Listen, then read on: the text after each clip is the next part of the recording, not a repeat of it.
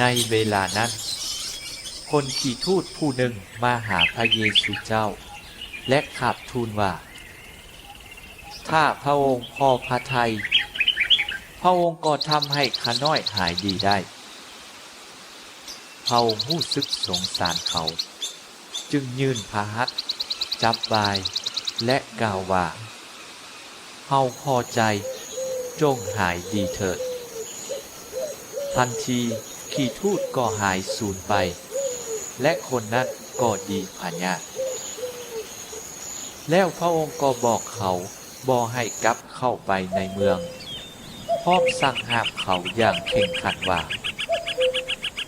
ระวังอย่าบอกไผหมด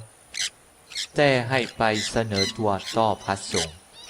และถวายของบูชาตามที่ท่านโมเสสได้กำหนดไว้เพื่อเป็นหลักฐานยืนยันแก่พวกเขา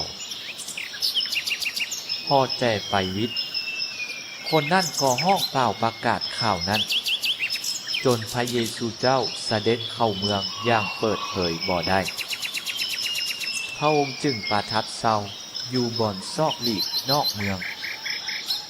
แต่คนทุกทิศทุกทางก็พากันหลั่งไหลมาหาพระองค์